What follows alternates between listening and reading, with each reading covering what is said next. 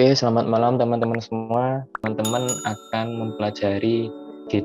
Nah, sebenarnya Git itu untuk apa sih? Kenapa ini dimasukkan dalam materi program kayak gitu? Nah, untuk Git sendiri itu sebenarnya penting karena Git ini akan membantu kita mengatur kode ya. Jadi ini tools untuk manajemen kode. Ini akan lebih mudah untuk kita berkolaborasi dengan menggunakan Git. Jadi tujuan utama atau fungsi paling besar dari Git itu adalah untuk manajemen kode. Nanti teman-teman akan melihat sendiri betapa powerfulnya Git. Dan yang kedua adalah untuk kolaborasi. Jadi akan lebih mudah untuk sharing kode dengan menggunakan Git.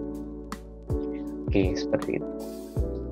Oke, jadi ini untuk pertama ya. Sekilas untuk di sesi ini kita akan coba untuk dari awal sama sekali belum bisa menggunakan Git sampai nanti semoga materinya sampai itu kita bisa mengunggah kodenya secara online dan bisa berbagi dengan orang lain.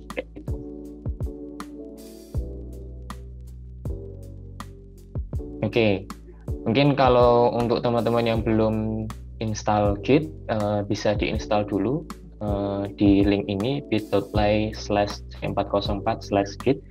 Nanti akan muncul tutorial instalasi Git di channel Camp404 Academy. Buat teman-teman yang mungkin sudah menginstal Git, kita bisa lanjut untuk step selanjutnya. Nah, kita bisa langsung mulai untuk menggunakan Git. Nah, jadi di sini ada perbedaan ya. Sebenarnya kan untuk di Windows Explorer kita sama-sama menyimpan file ya. Di Windows Explorer misalkan kita menyimpan sebuah kode HTML gitu, kita save. Ya sudah, itu bisa di-save di Windows Explorer. Tapi dengan bantuan Git ini itu akan lebih powerful lagi karena rekaman perubahan di dalam foldernya itu akan direkam. Misalkan toh pun tidak sengaja terhapus, nanti dengan menggunakan Git kita bisa merestore ulang file yang tadi terhapus. Misalkan index.html terhapus, kalau misalkan itu sudah pernah menggunakan Git, nanti kita bisa retract kembali. Kita bisa kembalikan kembali index.html-nya. Oke, sekarang kita coba demo untuk mulai menggunakan Git ya. Jadi ini sebenarnya mudah sekali.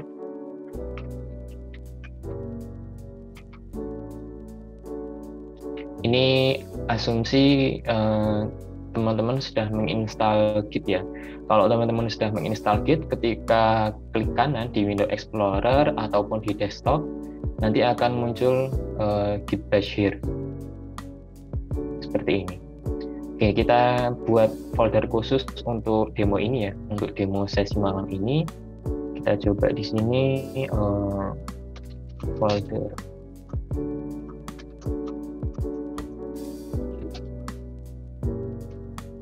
Oke, kita buka. Kemudian di folder Git ini kita klik kanan, kemudian kita klik Git Bash here. Maka akan muncul terminal seperti ini. Nah, ini adalah terminal Bash ya. Terminal yang biasanya digunakan untuk menggunakan Git. Mungkin berbeda dengan command prompt, tapi sebenarnya fungsionalitasnya sama. Cuman emang bedanya di sini lebih cocok menggunakan Bash ketika ingin menggunakan Git. Oke. Setelah foldernya ini dibuat, kemudian diklik kanan Git Bash here. Ini folder ini itu belum terpasang Git. Secara default itu belum terpasang.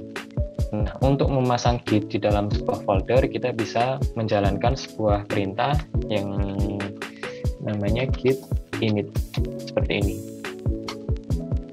Maka di akhir tulisan itu akan muncul tulisan biru master. Nah, master ini apa? Diabaikan dulu. Yang penting kalau ada tulisan tanda master di sini, artinya di sini sudah terinstall Git, sudah terpasang Git seperti itu. Oke, kita sudah siapkan folder, kemudian kita sudah menjalankan git init. Kemudian ini buat teman-teman yang baru pertama kali ya menggunakan Git, itu biasanya ada konfigurasi seperti username, kemudian email. Ini username dan email itu dikonfigurasikan di awal pertama kali. Jadi ketika pertama kali install Git, belum pernah menggunakan Git, ini diperlukan untuk di-set di awal. Tapi ketika teman-teman sudah menggunakan Git selanjutnya, itu tidak perlu di-set lagi karena Git sudah menyimpan username dan email kalian. Nah, kemudian untuk yang di bagian bawah itu adalah konfigurasi untuk mengubah kode editornya. Karena untuk default kode editor Git itu Vim, dan mungkin teman-teman tidak familiar dengan Vim editor, cukup sulit memang untuk awam itu menggunakan Vim. Mungkin untuk awam lebih umum, lebih populer itu Visual Studio Code atau Atom kayak gitu. Nah, ini bisa diubah dengan menjalankan perintah ini. Nah, di sini karena saya sudah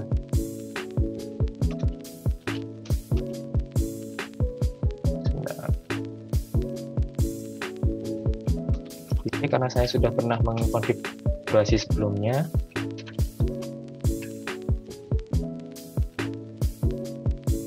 ini username dan email saya sudah ada, jadi saya tidak setting ini username dan emailnya. Tapi untuk teman-teman yang baru pertama kali menggunakan Git, pasti diminta untuk setting ini username dan email.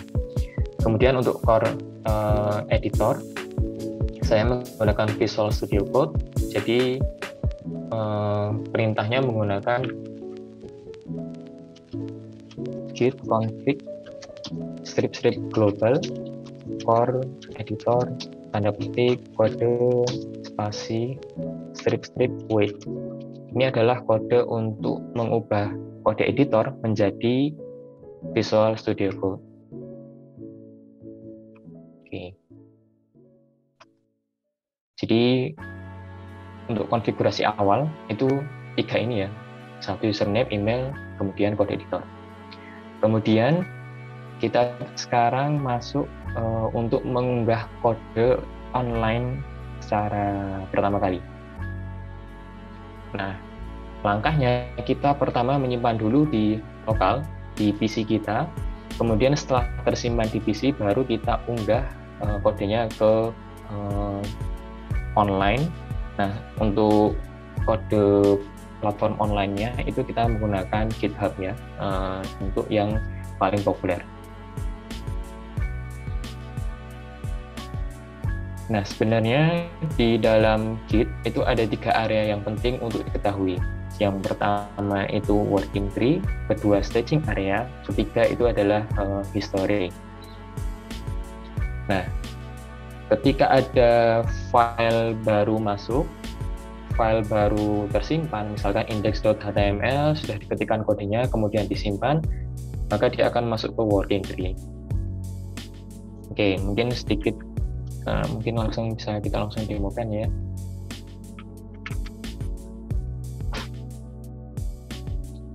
Misalkan di folder Git ini saya masukkan ke Visual Studio Code.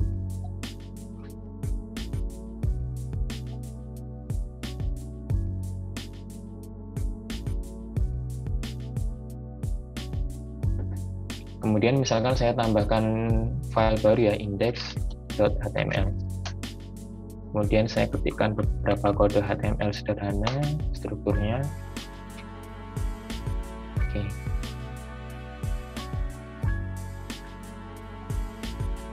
Ketika saya jalankan git status,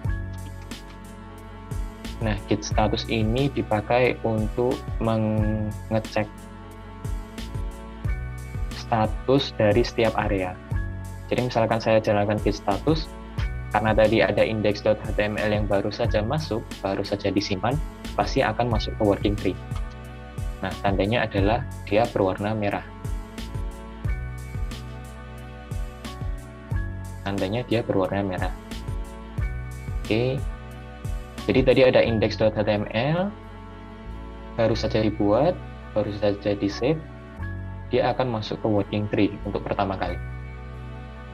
Kemudian setelah dia masuk working tree, agar index.html-nya itu tersimpan di dalam Git, dia harus di staging dulu, kemudian di commit dulu. Oke, kita fokus ke staging dulu ya. Nah, cara untuk memindahkan dari working tree ke staging area itu adalah dengan menggunakan perintah git add. Ini tadi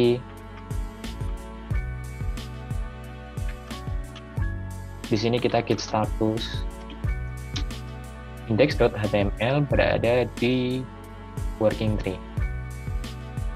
Tandanya berwarna merah. Kemudian kita staging atau pindahkan ke staging area dengan perintah git add index.html. Jadi git add spasi nama dari filenya. Seperti ini. Ketika kita jalankan git status lagi, maka dia sudah berubah dari untracked files yang berada di working tree, dia berubah menjadi change to be commit. Dia berada di staging area sekarang. Tandanya dia berwarna hijau. Ini tadi kan berwarna merah. Kemudian ketika dia sudah masuk ke staging area, dia akan berwarna hijau.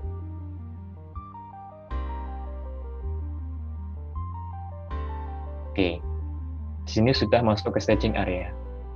Nah, kita masih ada satu step lagi untuk bisa menyimpan file tersebut ke dalam Git. Kita harus melakukan commit dulu.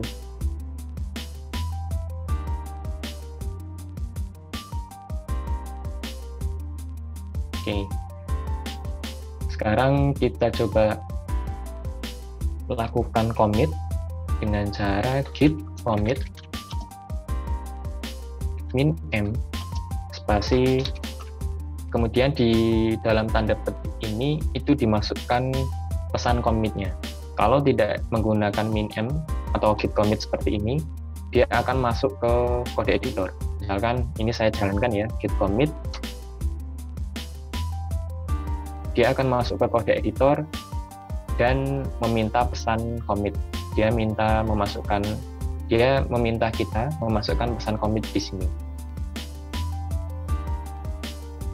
Oke. Untuk sementara kita pakai min m saja. Git commit min m untuk lebih cepat. Masukkan pesan commit, misalkan memasukkan index.html. Jadi yang di dalam tanda petik itu adalah pesan commitnya. Nah, mungkin ada yang bertanya-tanya, ini commit itu maksudnya seperti apa? Nah, commit itu sebenarnya seperti checkpoint. Jadi mungkin seperti apa ya? Batu loncatan ya, step point, checkpoint. Nah, commit itu seperti checkpoint. Jadi ketika sudah di commit, artinya dia sudah mencapai checkpoint tertentu. Nah, ketika sudah mencapai checkpoint atau sudah di commit, file tersebut sudah tersimpan di dalam Git. Tadi berwarna hijau, sekarang dia sudah berwarna abu-abu. Kalau misalkan ini index.html-nya ini saya hapus, ketika saya jalankan git status, dia akan melacak, akan mendeteksi bahwa index.html-nya terhapus. Ini karena tadi index.html-nya sudah kita simpan di dalam Git. Ini kita kembalikan dulu. Oke, ini dia langsung balik lagi. Kalau kita tidak menggunakan Git, kita akan kesulitan untuk mengembalikan file yang terhapus. Jadi ini salah satu keunggulannya, ketika kita menggunakan Git, kita mudah untuk memanage kode kita. Oke, ini kita sudah menyimpan file atau kode di lokal. Oke, mungkin ini kita bisa tambahkan sedikit kode ya.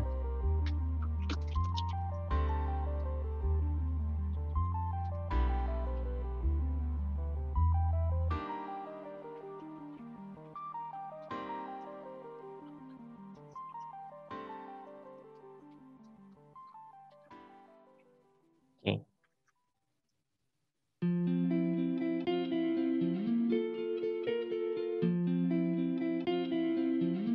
Jadi kita sudah melakukan staging, kemudian kita sudah melakukan commit. Oke, ada yang terlewat, yaitu ketika kita sudah melakukan commit, kita bisa menjalankan perintah git log seperti ini, git log. Nah, git log ini dipakai untuk melihat history commit. Jadi tadi kita sudah melakukan commit, yang melakukan commit adalah saya, emailnya seperti ini, kemudian tanggalnya sudah terekam. Nah, pesan commitnya itu adalah seperti ini. Jadi pesan commit itu akan ditampilkan di sini, terpakainya di sini. Ketika kita melihat history, kita bisa sekilas tahu, oh ini commit ini adalah digunakan atau mengubah index.html seperti itu. Atau kita bisa lebih singkat dengan menjalankan git log online. Jadi lebih ringkas. Yang kuning ini itu adalah namanya commit hash, atau lebih sederhananya ini adalah pengenal commit yang membedakan suatu commit dengan commit yang lainnya. Kemudian ini master itu nama branch, kita tidak perlu tahu dulu. Kemudian ini pesan commitnya. Oke. Nah, selanjutnya ketika kita sudah selesai menyimpan git di lokal, kita dapat mengunggah kodenya ke GitHub. Nah, istilah dari mengunggah di dalam Git itu adalah git push atau mendorong ya. Jadi kita mendorong kode kita dari lokal ke online, dari lokal ke GitHub. Oke,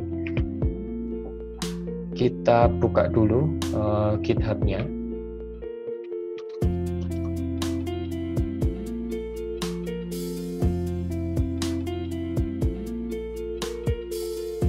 Kemudian sign in terlebih dahulu.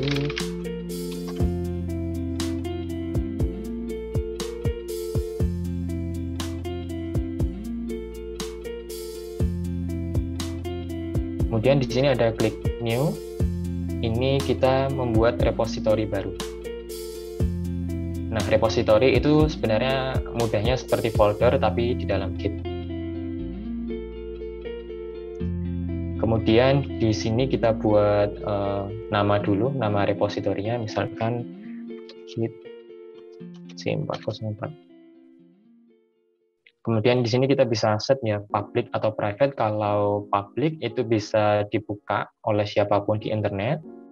Kalau private terbatas gitu ya. Jadi tidak bisa dibuka umum. Secara umum orang lain tidak bisa membukanya. Kita set public dulu. Kemudian create repository.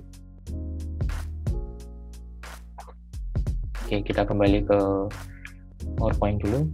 Jadi kita sudah membuat repository di GitHub. Nah, tentunya untuk teman-teman yang belum mendaftarkan akun GitHub, mendaftarkan GitHub terlebih dahulu, baru bisa menggunakan fitur-fitur di dalam GitHub. Ini untuk step dari mendaftarkan GitHub memang sengaja di skip. Oke, tapi untuk step atau panduan untuk mendaftar ke GitHub itu sudah ada di slide materi ya. Jadi detailnya teman-teman bisa membuka di materi di webcam 404. Oke, nah kita sudah membuat repository di GitHub. Kemudian kita sudah mempunyai sebuah folder di lokal yang itu sudah terpasang Git dan siap untuk diunggah ke GitHub. Nah, sekarang ada dua nih, folder dan repository. Folder di lokal dan repository di GitHub atau online. Nah, pertanyaannya, bagaimana caranya kita menghubungkan folder di lokal dengan repository GitHub di online? Nah, cara menghubungkannya kita menggunakan jembatan. Nah, jembatannya itu adalah remote. Untuk sementara, cara menghubungkannya kita buat remote terlebih dahulu. Untuk membuat remote, kita copy dulu link ini, link HTTPS ini, kita copy.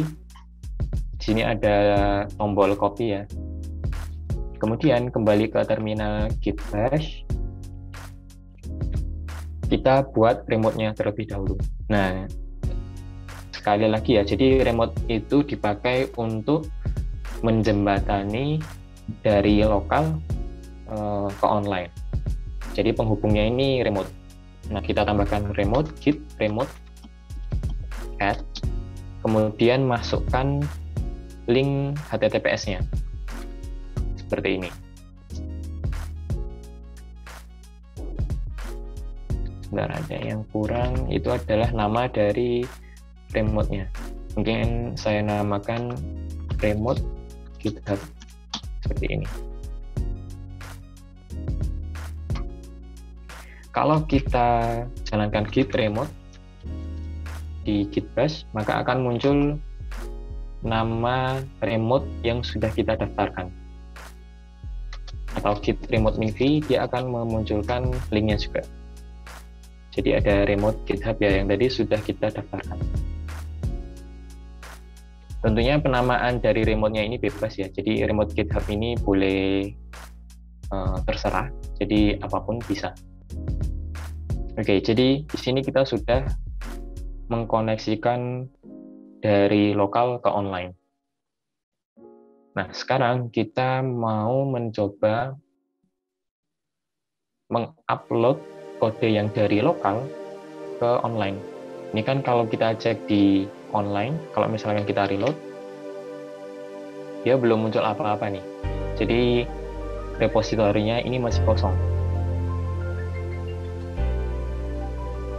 Karena kita belum mengunggah kode dari yang lokal ke GitHub. Nah, cara untuk mengunggah kode dari lokal ke GitHub itu adalah dengan menggunakan git push. Git push, kemudian nama dari remote-nya, remote GitHub, kemudian nama branch. Untuk sementara kita pakai default master dulu. Seperti ini.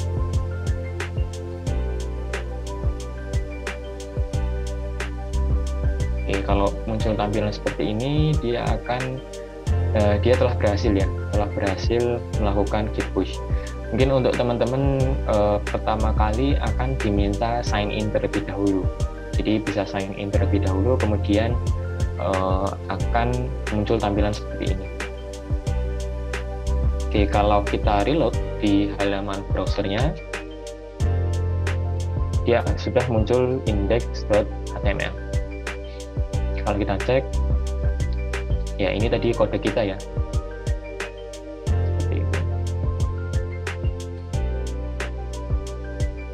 Dan di sini pun juga tersimpan pesan komitnya.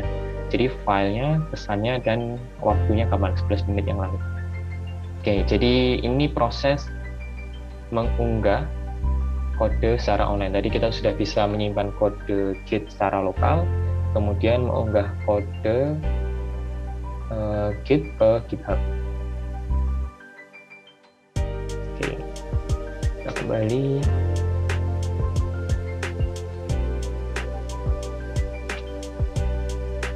Nah, tampilannya seperti tadi ya. Jadi kalau di reload akan muncul seperti tadi. Nah, kemudian kalau kodenya itu sudah berada di online, tentunya kita bisa mendownloadnya. Misalkan kita sudah mengunggah kodenya secara online dan mungkin teman kita yang lain itu mau mengunduhnya, mau mendownload kode tersebut di PC lokal mereka. Nah, mungkin di sini karena kita satu device ya, satu PC, jadi saya simulasikan dengan folder yang berbeda. Oke, saya buat folder baru.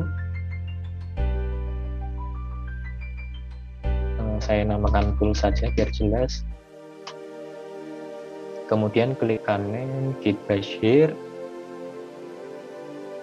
Lakukan git ini terlebih dahulu untuk memasang git. Nah, folder pool ini akan kita gunakan untuk mensimulasikan download kode GitHub ke lokal. Jadi kalau kita cek di folder pool masih kosong. Nah, kita coba untuk mengunduh kode dari GitHub ke folder lokal. Nah, caranya adalah pertama kita harus mengcopy link HTTPS-nya terlebih dahulu. Kemudian kuncinya tadi ya. Jadi untuk menghubungkan lokal dengan online itu adalah dengan menggunakan git remote. Jadi di sini kita tambahkan git remote. Misalkan kita namakan GitHub pool, kemudian masukkan link HTTPS-nya. Kemudian kita cek terlebih dahulu di git remote, sudah ada link dari sudah ada remote dari GitHub-nya. Kemudian kita bisa melakukan pull sekarang. Nah, perintahnya adalah git pull, nama remote-nya GitHub pool, kemudian nama branch-nya, untuk sementara default master, kemudian enter. Nah, di sini sudah muncul tampilan berhasil. Ketika kita buka folder pool, maka akan muncul index.html yang sudah tadi kita buat. Oke, jadi teman-teman sudah bisa melakukan menyimpan git di lokal, melakukan unggah, mengunduh kode dari GitHub. Nah, selanjutnya adalah mengupdate kode ke versi selanjutnya. Jadi di sini tadi kita sudah menyimpan git, tapi ini commit-nya masih pertama ya. Jadi commit, sebentar, ini saya close dulu. Kalau yang tadi di demo pertama, git log, ini kita sudah melakukan commit, tapi ini baru commit pertama ya. Jadi belum ada commit 2, ketiga, dan seterusnya. Nah, ada sedikit perbedaan ketika kita sudah menyimpan git untuk pertama kali. Di sini index.html sudah pernah tersimpan di dalam git. Ketika ada perubahan kode, maka dia akan muncul tanda biru seperti ini.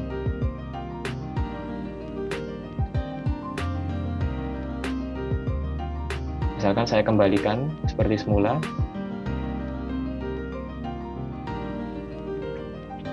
Kalau dikembalikan seperti semula, ini di Visual Studio Code tidak akan ada highlight tanda biru. Tapi ketika ada perubahan satu huruf saja, dia akan menandai ini ada garis kode yang berubah.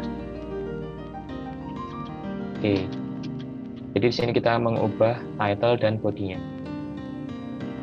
Kemudian kita simpan, maka di Visual Studio Code akan menandainya bahwa di sini index.html itu marknya tandanya adalah M atau modified. Berbeda statusnya dengan ketika dia adalah file baru. Kalau jangan style CSS, sebentar.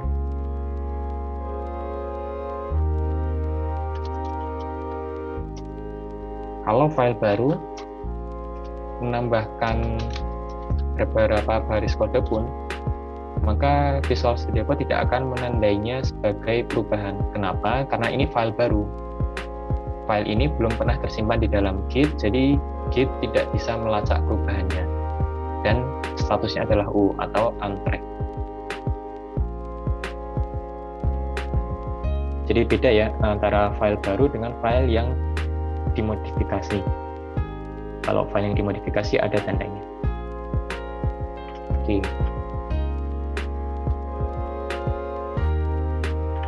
Kemudian ini kita coba tambahkan file baru ya, home.html.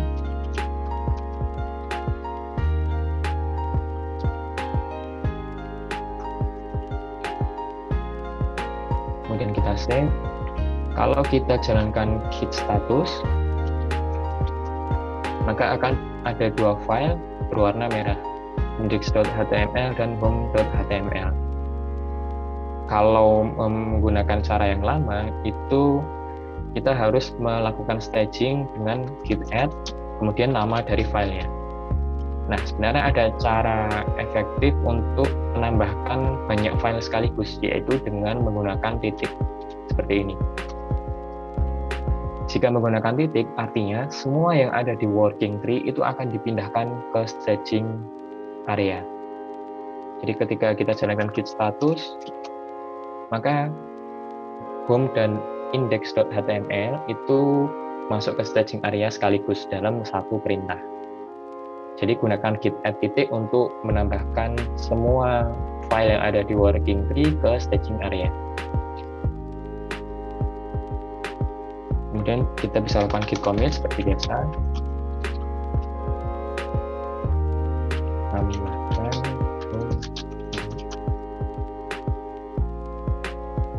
ketika sudah di commit, ketika kita menjalankan git status, otomatis clean, working tree-nya clean. Kenapa? Karena ini sudah di commit. Jadi working tree kosong, staging area juga sudah kosong. Seperti itu. Nah, selanjutnya kita akan mencoba untuk kembali ke versi yang lama. Jadi ini salah satu keunggulan dari Git itu adalah dia bisa seperti mesin waktu, dia bisa kembali ke masa lalu, ke commit sebelumnya. Nah, caranya seperti jadi ada dua jenis ya kembali, yaitu pertama mengintip kode dengan menggunakan git checkout, yang kedua adalah dia membatalkan. Oke, kita demo dulu untuk yang checkout ya.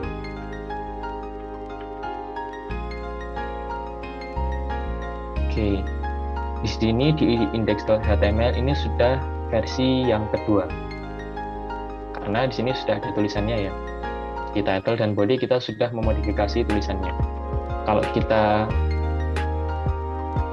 git log one line, akan ada dua baris commit. Misalkan saya ingin kembali ke commit sebelumnya karena mungkin ada beberapa kode yang ingin saya lihat.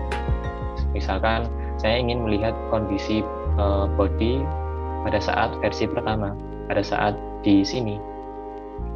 Nah, kita bisa menjalankan git checkout, kemudian masukkan commit hash-nya. Ini 181057E. Nah, otomatis dia akan kembali ke versi yang sebelumnya.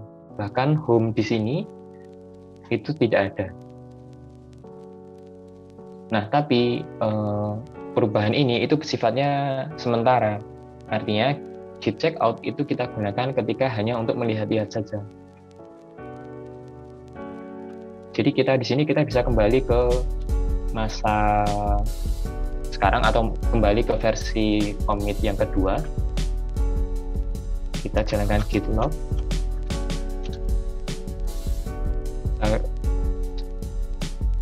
Oke, ini commit keduanya nggak ada ya. Jadi kita bisa git checkout master.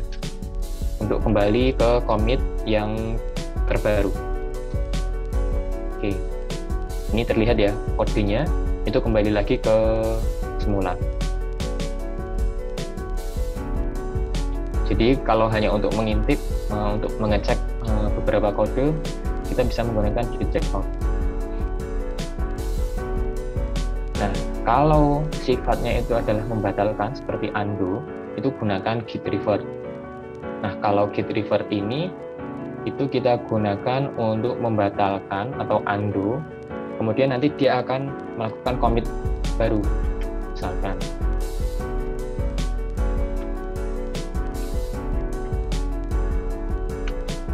misalkan ini GitLab online ya, kita cek dulu GitLab online. Misalkan saya ingin membatalkan commit ini,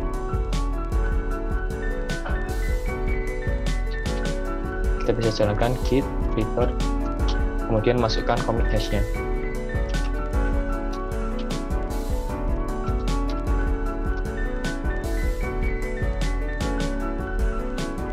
Nah, di sini dia meminta pesan commit, kita close saja.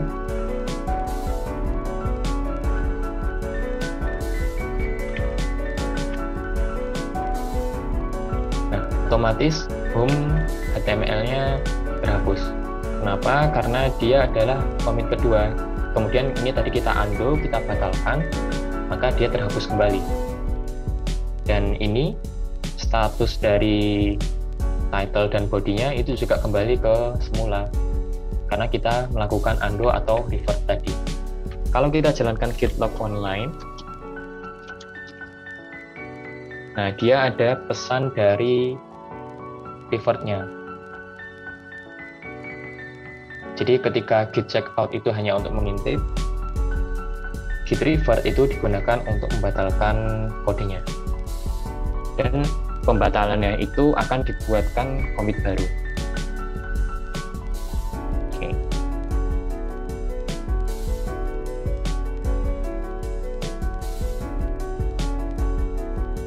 Oke, ini tadi git revert. Kemudian ini git config, tapi mungkin Kak Asti. Halo Kak. Ya, apakah ini lanjut ke Q&A?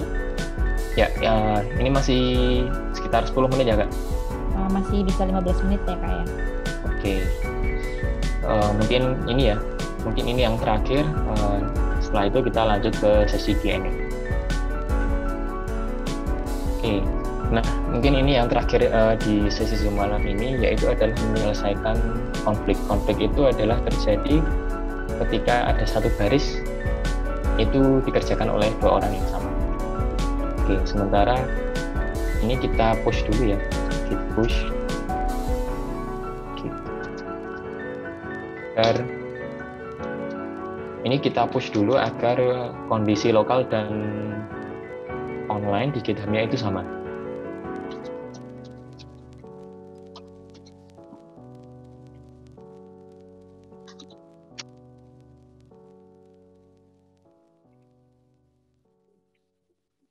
Oke, ini sudah sama kondisinya. Nah, biasanya konflik itu terjadi ketika dua orang atau lebih, satu tim, itu bekerja bareng. Nah, karena di sini saya sendiri, saya akan simulasikan ketika ada dua orang yang bekerja. Misalkan, orang pertama itu adalah orang yang mengerjakan di lokal. Orang yang kedua itu adalah orang yang mengerjakan di GitHub. Oke, saya simulasikan dulu. Misalkan di sini saya menambahkan di body itu adalah button daftar. Kemudian title-nya saya hapus, saya ubah pendaftaran git camp. Oke, saya save, kemudian saya lakukan commit.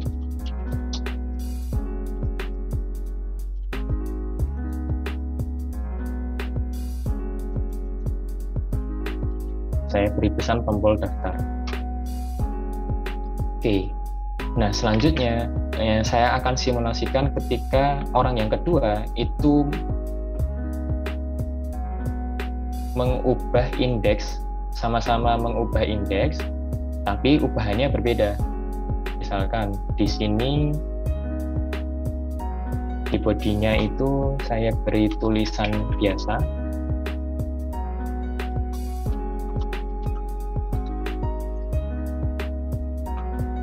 pendaftaran.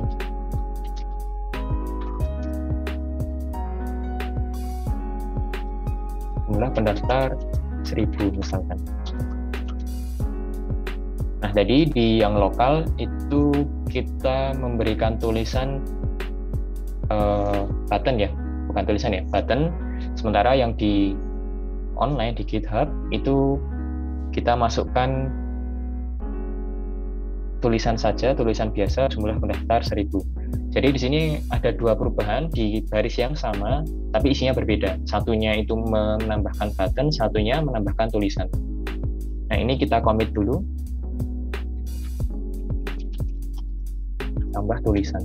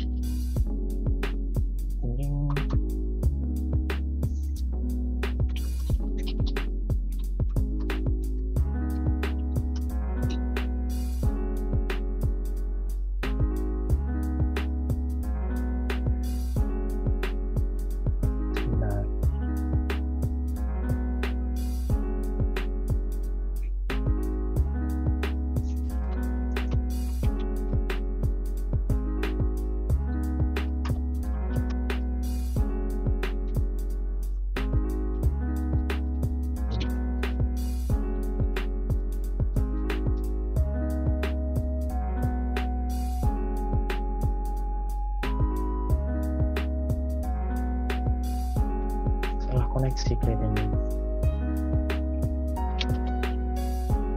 Nah, udah. Oke, jadi karena koneksi, jadi tombolnya belum enable mengubah tulisan body. Jadi yang tadi di lokal dia menambahkan tombol, yang di online dia mengubah tulisan biasa. Nah, ketika yang online ini orang yang bekerja di PC lokal, itu dia melakukan git pull atau mengunduh kodenya dari GitHub, git pull remote GitHub master. Ketika dia mengunduh, nah otomatis akan muncul notifikasi ini ada konflik nih. Nah, kenapa ada konflik? Karena ada satu baris kode yang letaknya sama, tapi isinya berbeda. Nah, jadi benar ya. Jadi orang pertama dia menambahkan tombol daftar, orang yang kedua dia menambahkan tulisan biasa. Nah, ini cara untuk menyelesaikan konfliknya itu bisa kita pilih. Pertama kita pilih kode yang pertama atau pilih kode yang baru saja masuk atau kode yang kedua. Nah, di sini misalkan kita memilih kode yang lokal atau yang tadi tombol ya. Jadi ini klik saja accept current change yang hijau maksudnya. Kemudian kita save. Kemudian kita lakukan commit lagi seperti biasa.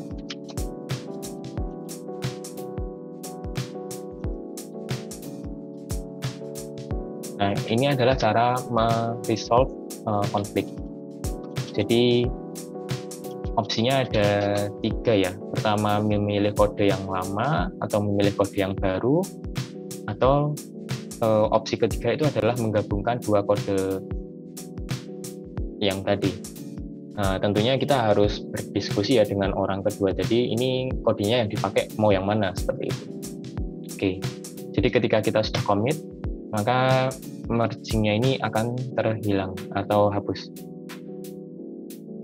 Ini sudah solve.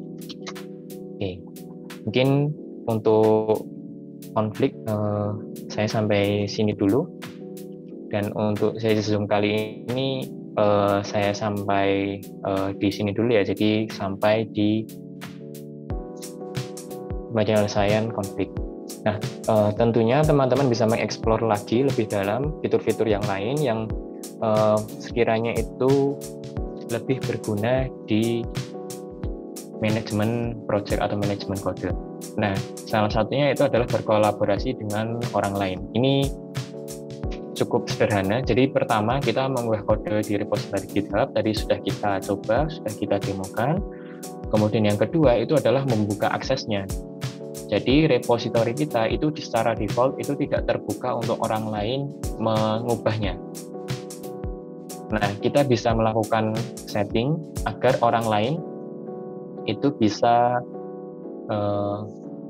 ikut atau join berkolaborasi di kode ini. Misalkan repository Git C404 ini saya ingin ada orang lain yang ikut join. Nah, ini tinggal klik setting, manage access, kemudian invite a collaborator. Masukkan email atau username dari akun GitHub teman kalian. Misalkan mengundang siapa, masukkan emailnya atau username-nya di sini. Nah, otomatis di emailnya teman kalian itu akan muncul invitasi ya. Email invitasi untuk bergabung di repositorinya. Mungkin itu ya cara untuk berkolaborasi dengan orang lain. Nah, otomatis nanti di email tersebut itu akan muncul link repositori untuk ke orang yang diajak berkolaborasi. Seperti itu. Nah, harapannya setelah ini teman-teman bisa menggunakan Git untuk Laravel atau full stack JavaScript. Jadi silahkan Git-nya ini digunakan untuk menyimpan kode teman-teman. Nah, harapannya teman-teman menyimpan kodenya di Git, kemudian diunggah ke GitHub, dan teman-teman bisa menggunakannya untuk portofolio teman-teman. Seperti itu. Terima kasih untuk teman-teman semua. Selamat malam.